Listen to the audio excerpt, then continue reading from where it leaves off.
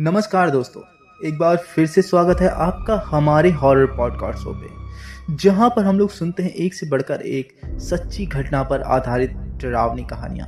तो जो आज की कहानी है वह है ट्रक ड्राइवर की। और यह कहानी पिछली बार के ट्रक ड्राइवर से बिल्कुल ही अलग होने वाली है और काफ़ी रोमांचक भी होने वाली है। तो चलिए देर ना करते हुए कहानी की शुरुआत करते हैं।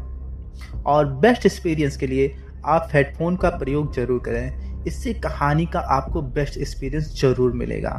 तो चलिए कहानी की शुरुआत करते हैं। रात का अंधेरा घना हो चला था। आसमान में कोई तारा नहीं दिख रहा था, बस बादलों की मोटी चादर फैली हुई थी, जैसे किसी अनहोनी को छिपाने की कोशिश कर रही हो। ठंडी हवा सड़कों को वीरान बना रही थी और दूर दूर तक कोई इंसानी हलचल नहीं थी। इस सुनसान माहौल के बीच एक पुराना ट्रक अपनी भारी गड़गड़ाहट के साथ आगे बढ़ रहा था। ट्रक का इंजन गहरी रात के सन्नाटे को तोड़ते हुए एक खौफनाक संगीत की तरह गूंज रहा था। ट्रक के स्टीयरिंग पर बैठा, जिसका नाम सुरेश था, एक अनुभवी ट्रक ड्राइवर था जिसने अपनी जिंदगी के 20 साल इसी सड़क पर बिता दिए थे। वह लंबी दूरी के सफ़र का आदी था। उसे रातों में गाड़ी चलाने की आदत थी, लेकिन आज का सफ़र कुछ अलग ही लग रहा था। एक अजीब बेचैनी उसके भीतर रेंग रही थी, मानो कोई दृश्य ताकत उसके साथ थी, उसे देख रही थी, उसकी हर हरकत पर नज़र रख रही थी।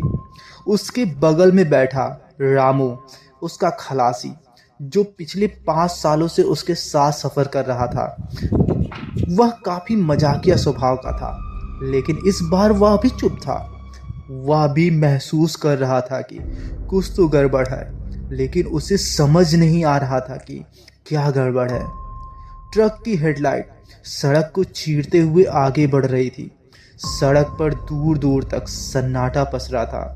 कभी कभी जंगली कुत्ते भौंकते हुए नजर आते, लेकिन उनके अलावा और कोई नहीं दिख रहा था।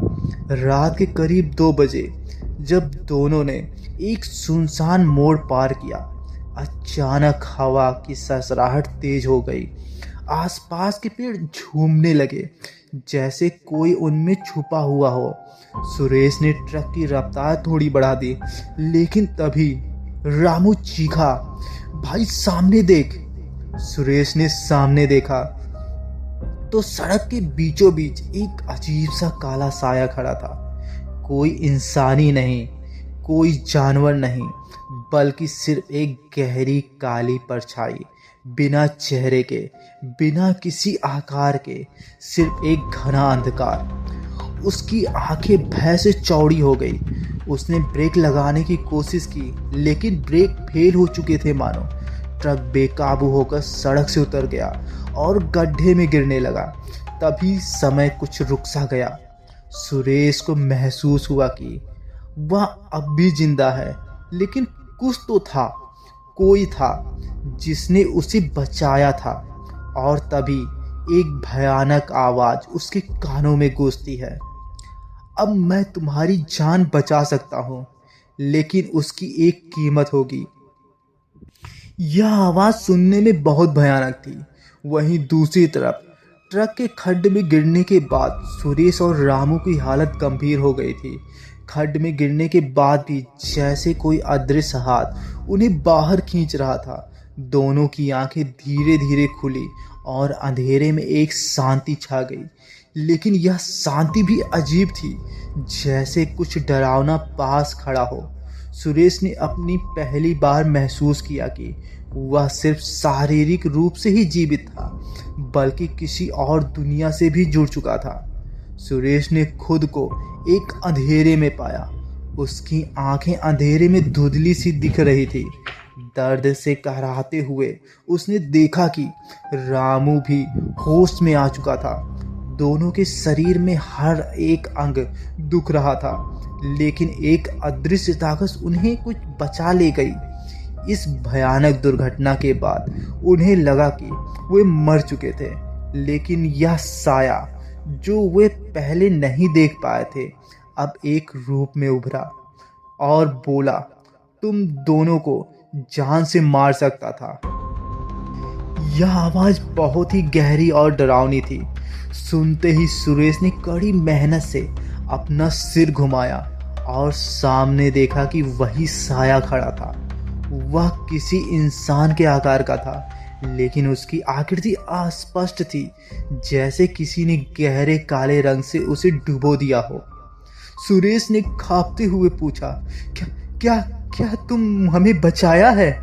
साया हंसा, लेकिन वह हंसी भी पहले से ज्यादा भयानक और शैतानी लग रही थी, और बोला, तुम दोनों के लिए एक मौका है, लेकिन शर्तें होंगी, और अगर तुमने उसे स्वीकार किया तो तुम दोनों की जिंदगी बच जाएगी।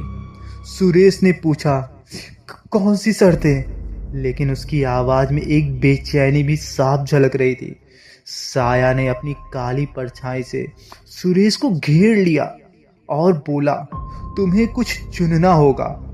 तुम्हारी और तुम्हारे खलासी की जान बचाने के लिए तुझे एक कीमत चुकानी होगी, एक छोटी सी कीमत।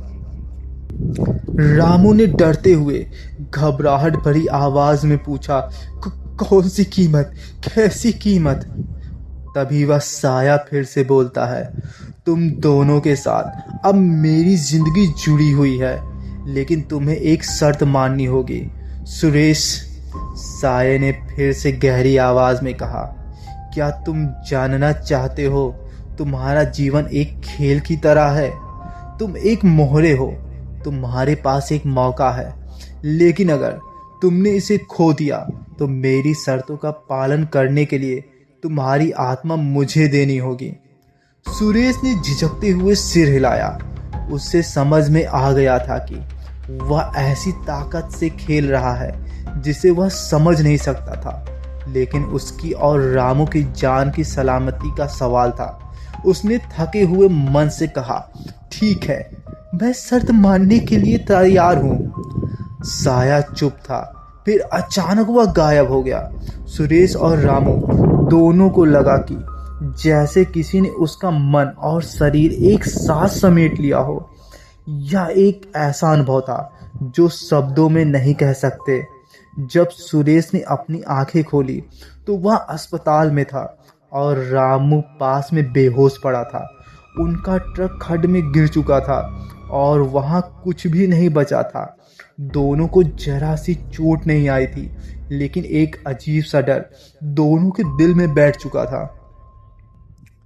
कुछ दिन अस्पताल में रहने के बाद दोनों घर लौट आए, लेकिन वह शर्त, वह अजीब घटना और उस साये का खौफ उनका पीछा छोड़ने वाला नहीं था।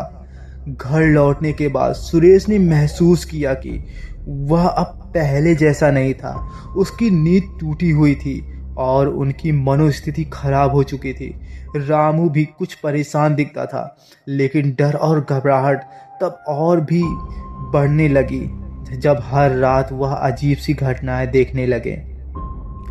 जैसे पहली घटना, सुरेश एक रात पानी पीने के लिए उठता है। जैसे ही वह बर्तन में पानी डालता है, अचानक बर्तन गिरकर टूट जाता है। वह चौंका और पानी उछलने से पहले बर्तन टूटने की आवाज सुनाई दी। दूसरी घटना तब होती है जब रामू को कुछ दिन बाद अचानक सिर दर्द की शिकायत होने लगती है। उसकी आंखों के सामने अजीब से साए झलकने लगते हैं। एक रात तो वह बुरी तरह घबराया हुआ और डर के मारे कांपते हुए सुरेश के पास आता है और बोलता है, भैया, मुझे लगता है वह साया फिर से आ गया है। मुझे उसकी शक्ल याद नहीं, लेकिन उसकी काली छाया मैं हमेशा देखता हूँ। ऐसे ही एक तीसरी घटना और भी भयानक घटती है जब सुरेश की पत्नी ने उसे बताया कि उसके घर में लगातार कुछ दरवाजे और खिड़कियां खुलती और बंद होती रहती हैं, जैसे कोई अंदर आकर कुछ ढूंढ रहा हो। सुरेश ने इसे नज़रअंदाज किया, लेकिन वह खुद अंदर ही अंदर एक अजीब सी बेचैनी महसूस कर रहा था। उसे वह समझ नहीं आ रहा था कि यह सब क्यों हो रहा था, लेकिन एक बात थी, यह सब तब से शुरू हुआ था जब उन्होंने उस साये की शर्त मान ली थी। रामू को यह समझने में देर नहीं लगी कि यह घटना एक सजा के रूप में हो रही थी। उसने सुरेश से कहा, भैया हमें लगता है वह जो शर्त हमें दी थी वह हमें किसी बुरी चीज के रास्ते पर ले जा रही है। हमें किसी तांत्रिक के पास जाना होगा। लेकिन सुरेश ने फिर भी इसे नज़रअंदाज किया। वह अब भी अपनी जिंदगी को जैसे तैसे जीने की कोशिश कर रहा था, लेकिन डर और असमंजस ने उसे पूरी तरह से घेर लिया था। उसे महसूस हो रहा था कि अब कोई रास्ता नहीं बचा था। यह डर और असमंजस सुरेश के दिमाग में हर पल बढ़ता जा रहा था। उसने तय किया कि अगला सफ़र कुछ और नहीं बल्कि एक रहस्य का हिस्सा होगा। एक ऐसा रहस्य जो उसके जीवन को पूरी तरह बदल सकता है। कुछ दिनों बाद सुरेश को एक नया ऑर्डर मिला। वह और रामू को एक लंबा सफ़र करना था। इस बार बिहार जाना था। सुरेश का दिल इस सफ़र के बारे में कोई भी खुशकिस्मती की संकेत नहीं लग रहा था, लेकिन वह अब मजबूरी में था। वह जानता था कि अपनी ज़िंदगी को कुछ हद तक सामान बनाए रखने के लिए उसे इस सफ़र पर निकलना ही होगा। साथ में वह अपना 12 वर्षीय बेटा रवि भी ले गया। रवि कभी कभी अपने पिता के साथ सफ़र करने के लिए उत्साहित रहता था, लेकिन इस बार सुरेश को लग रहा था कि शायद इस सफ़र में कुछ और था, कुछ और जो उसकी पूरी दुनिया बदलने वाला था। सुरेश के मन में अब भी वही डर था, वही अनजान साया जो उसने बार बार तंग कर रहा था। रवि के साथ सफ़र करना उसे थोड़ा तसल्ली दे रहा था, लेकिन फिर भी वह खुद को उस घने साए के बारे में सोचने से नहीं रोक पा रहा था। रामू भी चुप था। वह जानता था कि सुरेश अभी भी मानसिक रूप से परेशान था। रात के करीब 1 बजे सुरेश और रामू अपने ट्रक में आराम से यात्रा कर रहे थे। रवि जो पिछली सीट पर सो रहा था, चुपचाप अपनी नींद में खोया हुआ था। सुरेश के मन में हल्की सी बेचैनी थी, लेकिन उसे फिर भी यह सोचकर संतुष्टि थी कि वह अपना काम निपटा रहा है। वह सोचने लगा कि क्या वह फिर से उस साए का सामना करेगा, क्या वह फिर से वही भयानक चीज़ें महसूस करेगा जो उसने पहले अनुभव की थी। अचानक ट्रक की हेडलाइट्स ने एक झपकी दी, जैसे कोई अजीब सी चीज़ सामने आई हो। सुरेश ने गाड़ी की रफ्तार थोड़ी बढ़ा दी, लेकिन जैसे जैसे वह आगे बढ़ता गया, सड़क पर एक घना अंधेरा और भी घना होने लगा। ट्रक की हेडलाइट्स के अलावा कोई रोशनी नहीं थी और रास्ते के दोनों किनारे बेतहाशा बिखरे हुए पेड़ों की शाखाएं थी। सुरेश को महसूस हुआ कि वह एक सुनसान रास्ते पर आ चुका है, जहां दूर दूर तक कोई नहीं दिख रहा था। रामू ने डरते हुए कहा, भैया यह रास्ता कुछ अजीब सा लग रहा है। सुरेश ने कहा, हाँ मुझे भी ऐसा ही लग रहा है। इस बार उसकी आवाज़ में पहले से ज़्यादा घबराहट दिखी। तभी एक अजीब सी खामोशी छा गई। ट्रक के इंजन की आवाज़ भी जैसे मंद पड़ गई थी। कुछ देर तक कुछ नहीं हुआ, लेकिन फिर अचानक वही साया सामने आया। सुरेश की धड़कन तेज हो गई। उसने रामू की तरफ देखा और रामू के चेहरे पर डर साफ नजर आ रहा था। साया जो पहले केवल आसपास परछाई की तरह था, अब पूरी तरह से सामने आया। उसकी आंखों से डर और शैतानियत की गहरी चिंगारी निकल रही थी। सुरेश की आवाज़ में हिम्मत नहीं थी। फिर तुम कैसे हो? उस साये ने ऐसा पूछा। साया हंसा। उसकी हंसी में खौफ था। तुमने कभी नहीं समझा कि तुम्हारी जिंदगी का हर कदम मेरे हाथों में है। अब वह साया आ गया और इस बार मैं तुम और तुम्हारे बेटे को उस शर्त का भुगतान करने के लिए तैयार करूंगा। अब सुरेश समझ चुका था कि वह साया उसके बेटे को भी इस बार नहीं छोड़ने वाला है, और वह गिड़गिड़ाते हुए कहता है, मुझे और मेरे बेटे को छोड़ दो। लेकिन वह साया भयानक स्वर में कहता है, तुमने पहले मेरा प्रस्ताव को स्वीकार कर लिया है, अब तुम्हां इसकी कीमत चुकानी होगी। साया फिर से करीब आ गया और इस बार उसकी छाया इतनी घनी थी कि वह लगभग ट्रक के चारों ओर फैल गई। सुरेश की घबराहट बढ़ गई। साये ने कहा, तुमने पहले मेरे साथ एक शर्त स्वीकार की थी, लेकिन अब मैं तुम्हारे बेटे की आत्मा लेना चाहता हूँ। वह तुम्हारी सबसे बड़ी कमजोरी है और अब वह मेरी है। सुरेश की आंखें फटी की फटी रह गई और वह बोला, क्या बकवास कर रहे हो तुम? रवि को छोड़ दो। सुरेश ने क्रोधित होकर कहा, लेकिन साये की मुस्कान और भी शैतानी हो गई। उसने बोला, तो फिर तुम्हें अब अपनी आत्मा मेरे हवाले करनी होगी। अगर तुम चाहते हो कि तुम्हारा बेटा जिंदा रहे तो तुम्हें मुझे अपनी आत्मा देनी ही होगी। सुरेश पूरी तरह से घबराया हुआ था। उसका शरीर कांप रहा था। वह सोच रहा था कि अब उसे क्या करना चाहिए। उसकी स्थिति इतनी खराब हो चुकी थी कि वह किसी भी रास्ते का कोई हाल नहीं देख पा रहा था। फिर उसने एक आखिरी कोशिश की। सुरेश ने आंतरिक ताकत जुटाते हुए कहा, मैं अपनी आत्मा तुम्हें नहीं दूंगा, लेकिन अगर तुम्हें मुझे और मेरे बेटे को छोड़ दो तो मैं तुम्हारे सामने अपनी शर्त नहीं रखूंगा।